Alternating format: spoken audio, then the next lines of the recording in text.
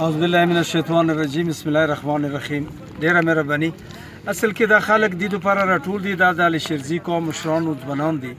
دا څو ورځې مخکې 10 ورځې مخکې چې ته 4-5 کسان مرغان نه یو چا بوتلي دي اغوا کړي دي.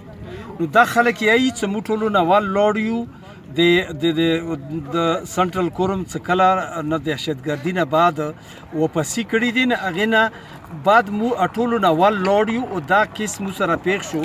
نو مو دوې خبرې غواړو.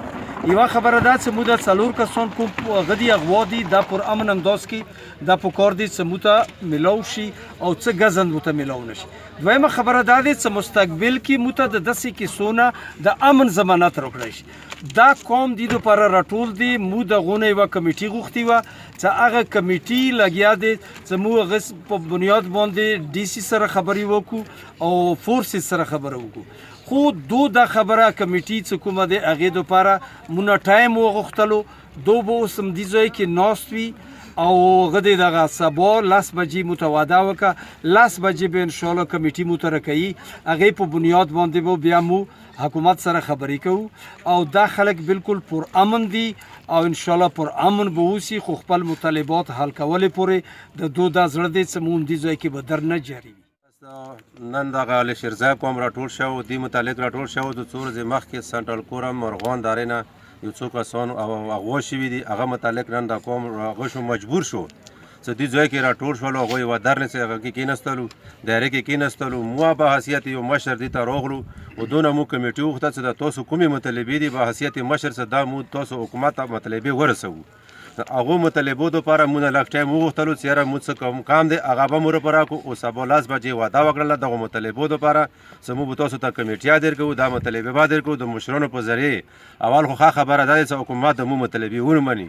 که ونه مني هغه وخته پورې قوم دا یایي چې مو در نه به جاري وي څو پورې چې د مو مطالبې سر ته رسوي. چې کومه واقعه شوي دي 4 کسان اغوا شوي دي په 26 تاریخ باندې. نن 12 تاریخ دی، 12 اپریل دی، 16 دن ورکې وشو او کافي دې ته د قوم انتظار وکړی شو چې یاره دا چې هغه به وشي انشاءالله د کسان به بازیاب شي په ښه طریقې سره. خو نن پرې دې باندې څه اکشن ونه کړی شو. اوس دا خلک مجبور شو پر امن طور باندې دلته راغلو، درنه یې وکړه او د هغوی دا مطالبه دي چې که سبا 10 بجې پرې موږ ته دا خلک راخلو نه شي، راخلاص نه شي. خلکو دلته اوس فیصله وکړه مشر ټول قوم سطح باندې به اوس سي، مزید به نور خلک راټولوي ټول قوم سطح باندې به د اوس کمپین چلوي. سبا 10 بجې ته به بیا یوه کمیټي کوي او هغه کې مخکې څه هغه په ونه کړی شو. نو بیا دوی یې چې موږ به ټول قوم سطح باندې مخکې څو انشاءالله ورو ورو به مخکې سټپ خلو. مو به سادې طرف هم څو همداسې به مخکې یا مو پېښور طرف هم خپل اواز راوچتو میډیا ترو باندې پر امن طریقې سره. مو به د خپل څه دي د خپل خلکو د خپل د کومه بدامني هغه شوي دي دغه بندول شو. مشرانو ته خبرې وکړلې دا په دغې سطحې باندې راجامه شو. نه مو شر کونه غواړو، نه مو پیتلي جوړونه غواړو. مو د خپل ځان، د خپل قام، د خپل حیا ساتنه غواړو. دا د حکومت باندې د مو حق دی چې موږ 4 کسان ورک دي. نړۍ 14-17 ورځې وشوې، حکومت د مو پوښتنه ونه کړله. موږ ته خو هېڅ پته نه لګېږي. حکومت په کار دی د مو پوښتنه وکړي. که بیا یایي دا قوم داسې یایي چې که چیرې پوښتنه نه کوي موږ د ملک بیا حکومت ته پرېږدو، موږ یو طرف ته لاړ شو. خو موږ دا درخواست دی سبا 10 بجې د کمیټي وعده دی، سبا 10 بجې کمیټي کوي او تاسو خپله حکومت مشران لټونه وکړي. موږ ته خپل حق ادا شي. د شیرزي ارګنایزیشن صدر یم. د مو قوم چې کوم دی دا صبر او تحمل سره یادېږي. د کوم حکومت سره د یو بل سره آر سی کې د هغو کوم دی په مذاکراتو باندې پر امن طریقې سره لاره اختیاروي.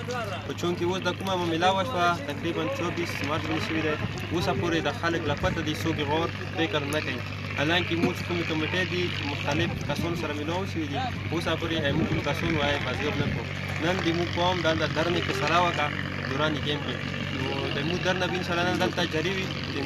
نو سبا به چې کومه ده انشاءالله موږ نور قوم هم راغوښتی دی، نو هغه به موږ ته بیا انشاءالله یوه کمیټي به ترې جوړوو. بیا نامخته او بیا موږ کمیټي صاحب په مشورې باندې لایحه مطبع کوو. خو نن به انشاءالله موږ چې کومه در نه دی دا به دلته جاري وي.